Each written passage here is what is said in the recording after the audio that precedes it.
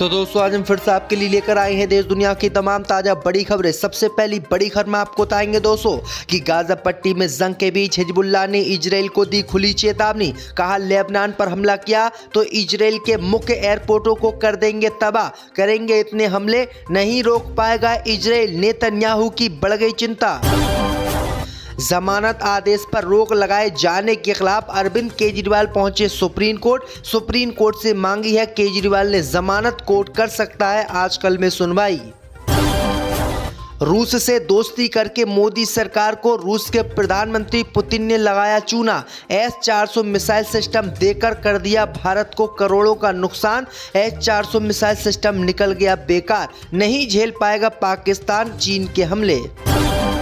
Supreme court के पूर्व जज मार्केंडू कटाजू ने सुप्रीम कोर्ट के मुख्य जजों को लिखा पत्र। संजीव भट्ट, उमर खालिद सहित कई मुसलमानों को रिहा करने की कर दी मांग। संसद के विशेष सत्र शुरू होने से पहले ही लोकसभा में मचा घमासान। प्रोटेम स्पीकर को सहयोग नहीं करने का इंडिया गठबंधन ने किया ऐलान। तो दोस्तों सभी खबरों को आपको एक एक कर बताने वाले हैं। वीडियो को लाइक कर चैनल को सब्सक्राइब कर दे। इसी बीच पर तो दोस्तों अगली खबर की ओर तो हिजबुल्लाह की इजराइल को खुली चेतावनी। कहा लेबनान पर हमला किया तो इजराइल के एयरपोर्टों को कर देंगे नष्ट। जी दोस्तों आपको बता दें कि लेबनान के सैन्य समूह हिजबुल्लाह के नेता ने एक वीडियो जारी करके इजराइल को खुली चेतावनी दी है। हिजबुल्लाह के नेता ने वीडियो जारी करके कहा है कि अगर इजराइल की सेना ने लेबनान पर हमला किया तो हिजबुल्लाह चुप नहीं बैठेगा। हिजबुल्लाह इजराइल के मुख्य एयरपोर्टों और परमाणु संयंत्रों को नष्ट कर देगा। हिजबुल्लाह ने कहा है कि लेबनान चुप नहीं बैठेगा क्योंकि गाजा पट्टी में इजराइल की सेना नरसंहार कर रही है और इस नरसंहार को हिजबुल्लाह नहीं देख सकता। तो ये बड़ी अपडेट आई दोस्तों कि इजराइल के एयरपोर्टों को उड़ाने का अब हिजबुल्लाह ने ऐलान कर दिया है, जिससे इजराइल की सरकार की नींदें उड़ गई हैं। इसी बीच पर तो दोस्तों अगली खबर की ओर तो जमानत के आदेश पर रोक लगाए जाने के बाद अरविंद केजरीवाल ने सुप्रीम कोर्ट का किया रुख, मांगी जमानत।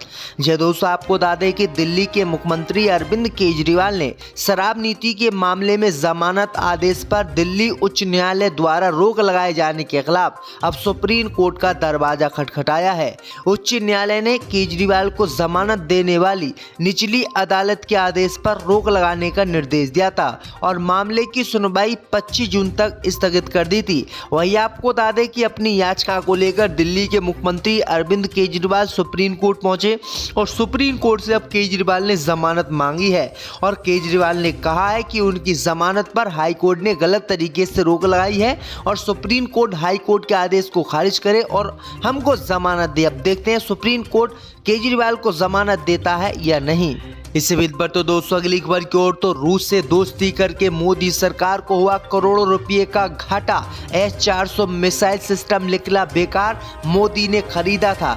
जय दोस्तों आपको बता दें कि मोदी सरकार रूस से अच्छी दोस्ती निभा रही है और रूस से दोस्ती निभाने में मोदी को चूना भी लग गया है। खबर सामने निकल कर आई दोस्तों कि पाकिस्तान और चीन से निपटने के लिए मोदी सरकार ने रूस से S-400 मिसाइल सिस्टम खरीदा था, लेकिन अब खबर सामने निकल आई दोस्तों कि रूस का S-400 मिसाइल सिस्टम बेकार है और इसको यूक्रेन की सेना ने उड़ा दिया है।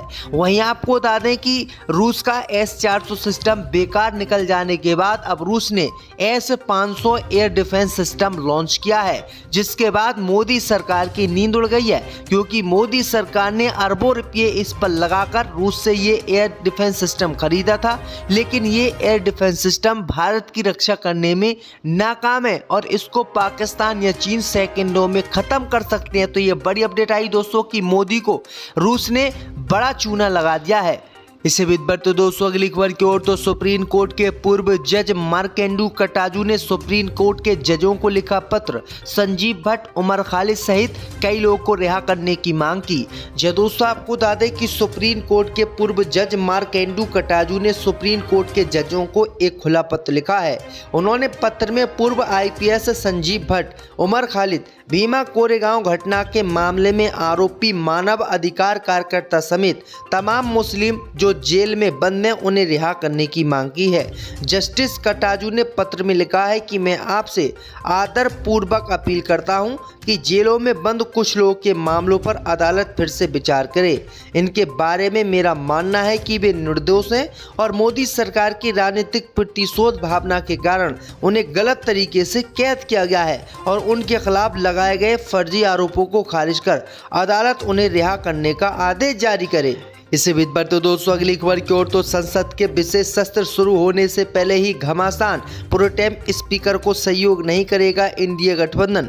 दोस्तों आपको बता दें कि 18वीं लोकसभा का पहला विशेष सत्र आज शुरू हो रहा है। सोमवार और मंगलवार को नवनिर्वाचित सांसदों को शपथ दिलाई जाएगी।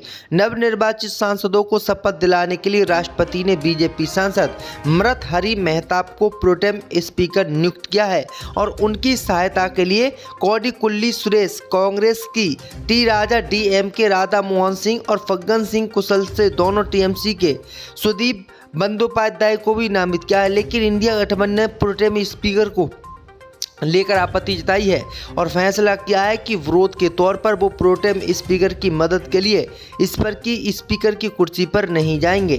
कांग्रेस और इंडिया गठबंधन की नाराजगी की बात यह है कि परंपरा तोड़ सबसे वरिष्ठ दलित नेता 8 बार के सांसद के सुरेश की बजाय 7 बार के बीजेपी सांसद मृतहरि मेहताब को प्रोटेम स्पीकर बनाया गया है। इसे ही लेकर विपक्ष के गठबंधन ने आपत्ति जताई है और सुनवाई 25 जून तक स्थगित कर दी थी। वही आपको बता दें कि अपनी याचिका को लेकर दिल्ली के मुख्यमंत्री अरविंद केजरीवाल सुप्रीम कोर्ट पहुंचे और सुप्रीम कोर्ट से अब केजरीवाल ने जमानत मांगी है और केजरीवाल ने कहा है कि उनकी जमानत पर हाई कोर्ट ने गलत तरीके से रोक लगाई है और सुप्रीम कोर्ट हाई कोर्ट के आदेश को खारिज करे और हमको जमानत दे। अब देखते हैं सुप्रीम कोर्ट केजरीवाल को जमानत देता है या नहीं। इससे बीत पर तो दोस्तों अगली खबर की ओर। तो रूस से दोस्ती करके मोदी सरकार को हुआ करोड़ों रुपए का घाटा। S-400 मिसाइल सिस्टम निकला बेकार, मोदी ने खरीदा था। दोस्तों आपको बता दें कि मोदी सरकार रूस से अच्छी दोस्ती निभा रही है और रूस से दोस्ती निभाने में मोदी को चूना भी लग गया है। खबर सामने निकल कर आई दोस्तों कि पाकिस्तान और चीन से निपटने के लिए मोदी सरकार ने रूस से S-400 मिसाइल सिस्टम खरीदा था।